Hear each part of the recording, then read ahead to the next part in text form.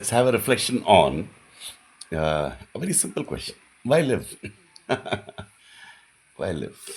This comes to me in a very personal context because I keep feeling, I keep thinking almost obsessively, you know, if I have to speak the whole truth, obsessively, again and again and again, I keep thinking. It's not, I don't think it is really exactly depression, whatever. I don't want to box it, I don't want to give it a name like that so simply. But again and again and again, I think this thing comes to live for what? You know? Or why to live? Why life? I mean, because we are born, we live for a while, and we go. And I feel that this question keeps coming to me because I've still yet not accepted fully, absolutely seen, that we are by great luck we were born. And I see it also actually. By great luck we were born suddenly by accident, that entity. And then we did become an entity, and that entity will finally go into nothing. This is the fact.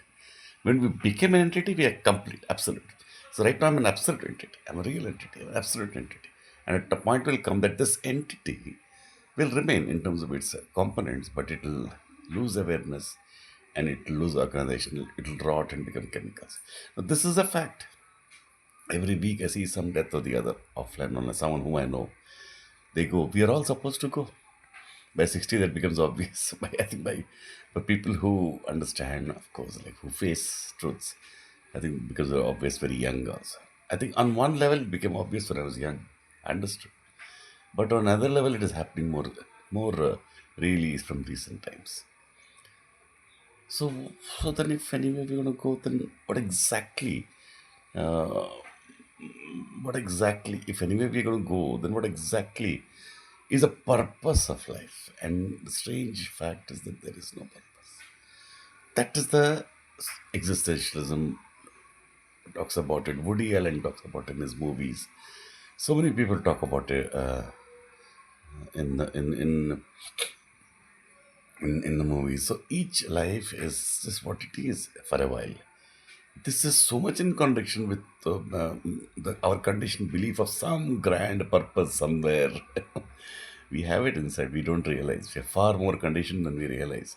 So inside we have this grand conception of some great life is there. And suddenly we find that life is going to end, and it becomes a kind of, that belief clashes with this belief so much that life itself starts loses its meaning. That is, I think, the midlife blues or identity crisis or disillusion.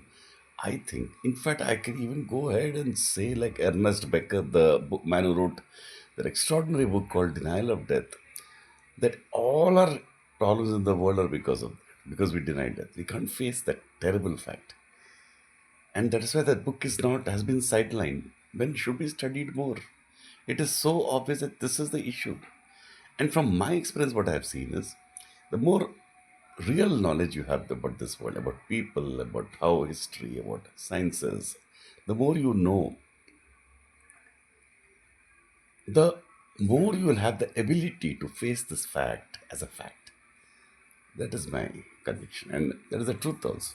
So for me, I'm able to face the fact because of my more exploring attitude and more learning. Though the conditioning is still there, it is, but even the deconditioning is possible because of my own uniquely, uncomparably more wider reading. So that is why I'm such a big fan of exploring the world. You should explore the world.